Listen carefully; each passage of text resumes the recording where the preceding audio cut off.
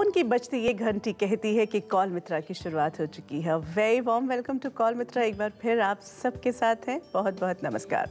आज फिर एक बात से शुरू करते हैं। 2012 का जो साल था उसके साथ बहुत सारी अटकलें थी, बहुत सारी बातें थी।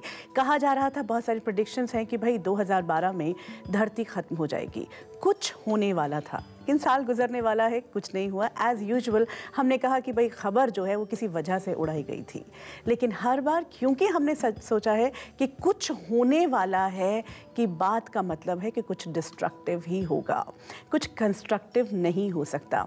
हर क्राइसिस को हर बार हमने कहा कि कुछ डिस्ट्रक्टिव है, लेकिन क्राइसिस कैन एक्चुअली बी एक बीज हो सकता है, हर क्राइसिस एक नए बदलाव का।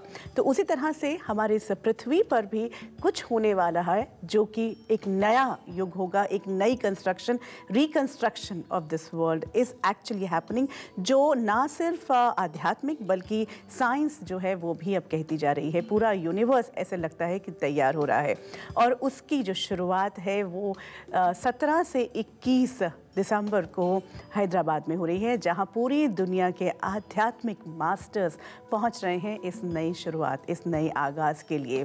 तो क्या आप भी जानना चाहेंगे पहली संसद, विश्व की वो संसद, वो एक कहा जाए गवर्नेंस की बात जो कि आध्यात्मिकता पर आधारित है? तो देखते हैं कि क्या है WPS। साल 2012 खत्म होने को है, कुछ नहीं हुआ, लेकिन फिर भी कुछ हो रहा है। Grandmother Pariza, Brahma Kumari Shivani, Dada J.P. Vaswani, more than 200 spiritual masters all over the world coming together. The World United presents the first World Parliament on Spirituality from 17th December to 21st December in Hyderabad. इस ऐतिहासिक क्षण का हिस्सा बने, नए युग का स्वागत करें।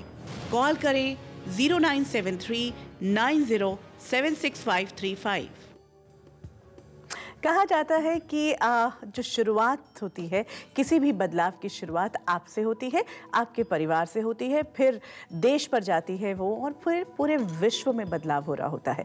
तो अभी तो हमने बात ये की कि अगर पूरे विश्व में बदलाव हो रहा होगा, लेकिन अगर हम अपने घर की बात करें तो घर पे ही अगर छोटी सी कोई आपत्ति आ जाती है या कोई क्राइसिस आ जाता है, क्योंकि आज का जो मुद्दा है वो यही है, फैमिली क्राइसिस, यानी कि एक वो बदलाव जिसे शायद एक्सेप्ट करने को, जिसे झेलने को हम तैयार नहीं थे।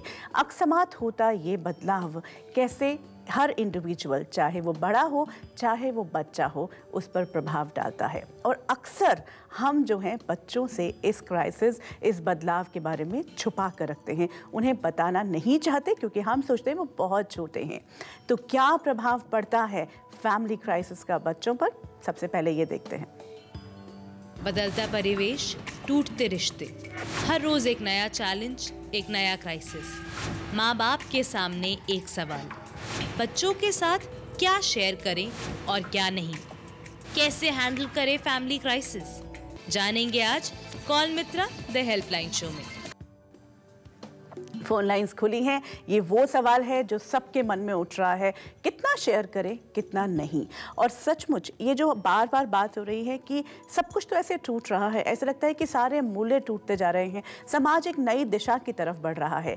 तो भाई जब हम सफ़ेदी गिराते हैं, जब हम नए घर की कंस्ट्रक्शन करते हैं, उसी घर को तोड़कर दोबारा करते हैं, तो पहले तो टूट फूट होती है, उसके बाद नया घर बनता है। तो इसको उसी तरह से लें, ये जो हर रोज़ आते बदलाव हैं, इसमें बैठ कर सलाह करके उस बदलाव को कैसे ज़िंदगी में शामिल करना है ये जानना ज़रूरी होगा। उसमें बच्चे आपकी कितनी मदद कर सकते हैं, बच्चों के साथ कितनी शेयरिंग हो सकती है, किस उम्र के साथ बच्चों के साथ शेयरिंग करें, ये सब सवाल आपके मन में उठ रहे हैं। उन सभी सवालों को साथ मिलकर तलाशेंगे उनका जवाब। लेकिन फिलहाल हमारे साथ ग्वालियर से जुड़ी है शिखा, उनसे बात करते हैं। जी शिखा जी, नमस्कार। हेलो हेलो हेलो, एक और कॉलर हैं शालिनी जी गोरखपुर से, उनसे बात करते हैं। जी शालिनी।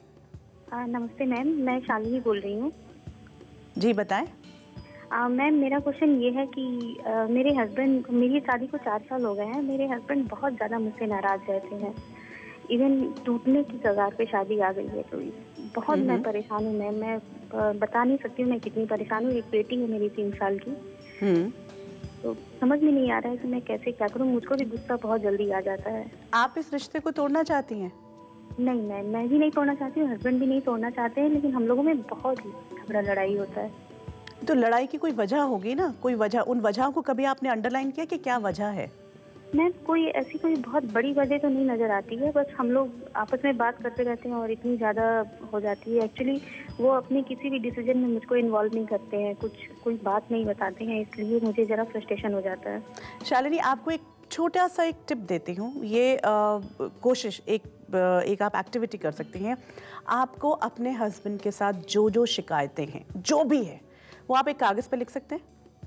और अगर आपके हस्बैंड भी सुन रहे हैं, वो भी आपसे जो आपके रिश्तेदारों से नहीं, आपके फैमिली, अच्छा चलो वो भी हैं, अगर वो एक कागज़ पर लिखें, सामने लेकर आएँ, अपने हस्बैंड से कहें वो भी कागज़ पर लिखें जो जो शिकायतें हैं। और उन शिकायतों को आप एक बार जब कागज़ पर उतारेंगे, आप ये पाएंगे कि ये शिकायतें तो कुछ शिकायतें ही नहीं। जैसे आज मैंने अभी आपसे पूछा कि क्या क्या शिकायतें हैं, तो आपने कहा कुछ, क्योंकि सोच ही नहीं पाते कि क्या शिकायत है। एक जनरल डिसकंटेंट है, जनरल डिसएग्रीमेंट है। बेसिकली आज रिश्तों में यही प्रॉब्लम हो रही है। हमें अगर पूछा जाए कि क्या क्वेश्चन है, क्या प्रॉब्लम है, तो प्रॉब्लम फिर बहुत बड़ी नहीं नज़र आती जैसे ही हम लिख लेते हैं। तो ये आपसे कहूँगी, एक छोटी सी एक्टिविटी करें, दोनों तय करें। अगर आपने दोनों ने मान लिया है कि हाँ हम नहीं छोड़ना चाहते हैं, वो लिखे हुए कागज़ लेकर एक दूसरे के साथ बैठें। और फिर जब आपको समझ में आ जाएगा कि इतने छोटे हैं ये क्वेश्चंस, इतनी बड़ी सिचुएशंस हैं नहीं, मुझे नहीं लगता कि प्रॉब्लम जो है वो बहुत बड़ी रहेगी। क्योंकि एक बार जब आपने तय कर लिया, और जो तीसरा आपका जो बच्चा है ज़िंदगी में, वो भी बहुत इम्पॉर्टेंट है, उसकी ज़िंदगी भी बहुत इम्पॉर्टेंट है, तो आप दोनों डिसीजन नहीं ले सकते हैं। और कोई मुश्किल नहीं है अपने रिश्तों को सौहार्द करना। इनफैक्ट आप सबसे, ये बहुत बड़ी बात आज हम एक क्वेश्चन लेकर सबके सामने आए हैं। आप सब जवाब दे सकते हैं, हमें SMS कर सकते हैं, हमें मेल भी कर सकते हैं, आप स्क्रीन पर देख पा रहे हैं। आज का सवाल है, क्या आप चाहते हैं कि आपके पेरेंट्स अपनी सारी प्रॉब्लम्स आपके साथ शेयर करें? हाँ या ना? आपको लिखकर भेजना है हाँ या ना। सवाल है आज का, क्या आप चाहते हैं कि आपके पेरेंट्स अपनी सारी प्रॉब्लम्स आपके साथ शेयर करें? शेयर नहीं भी कर सकते, आपसे चलिए सोल्यूशन नहीं चाहते, कम से कम आपको अवेयर कराएं। हाँ या ना, इसका जवाब आप हमें लिखकर भेजें। अभी हम कार्यक्रम के अंत में देखेंगे कि कितने बच्चे जो हैं वो क्या चाहते हैं। तो चलिए इसी बातचीत को और आगे बढ़ाते हैं, क्योंकि आपके साथ एक ऐसे बच्चे की बात शेयर करना चाहते हैं। उससे पहले मैं आपको एक बहुत इंपॉर्टेंट टिप दे दूं। हम बार बार कहते हैं कि फैमिली क्राइसिस में क्या शामिल है, तो फैमिली क्राइसिस में शामिल है, अगर आपके हस्बैंड और वाइफ की, माँ और बाप की बन नहीं रही है, तो डिवोर्स की कगार पर पहुंच जाते हैं। फाइनेंशियल प्रॉब्लम, एकदम से अचानक फाइनेंशियल प्रॉब्लम आ जाती है, वो भी शामिल है। अचानक घर में किसी नज़दीकी व्यक्ति की डेथ हो जाती है, एक्सीडेंट की वजह से या किसी भी कारण से, जो अकस्मात डेथ है या फिर लंबी बीमारी के बाद डेथ हो जाती है, वो भी एक क्राइसिस है जिसको झेलने के लिए, जिसके बारे में सारी इन्फॉर्मेशन शेयर करने के लिए हम जो है वो अपने आप को ओपन नहीं करते हैं। तो ये एक सवाल है जो सब लोग कहते हैं कि कितना शेयर करना चाहिए, कितना नहीं। एक बच्चे ने हमारे साथ अपने जीवन का एक अनुभव शेयर किया, जहां उन्हें लगा कि जब उनके माँ बाप ने उनके साथ बात नहीं शेयर की तो उनके जीवन में क्या बदलाव आया। आइए सुनते हैं। कहते हैं पेरेंट्स आपके बेस्ट फ्रेंड्स होते हैं। मेरे पेरेंट्स भी मुझसे यही कहा करते थे कि हम तुम्हारे बेस्ट फ्रेंड्स हैं, हमें हर बात बताना, अच्छी बुरी छोटी बड़ी। माय पेरेंट्स समझ ही नहीं आया कब we all went our separate ways. पापा से पूछता तो बोलते कि मम्मी से पूछो, मम्मी से पूछता तो बोलती पापा से पूछो, लेकिन कोई मुझे नहीं बताता था कि हो क्या रहा है। कई बार दोनों को लड़ते झगड़ते देखता, मम्मी को रात रात भर रोते देखता, and trust me it pens a lot. फिर वन फाइन डे मुझे बोलते हैं कि हम सेपरेट कर रहे हैं, वी आर गेटिंग डिवोर्स्ड। मुझे तो समझ में ही नहीं आया कि मैं क्या पूछूं, ये कि ये कब हुआ या ये कि ये क्यों हुआ। हर रिलेशनशिप ही झूठी होती है, कोई सच्चा नहीं होता, कोई सच नहीं बोलता।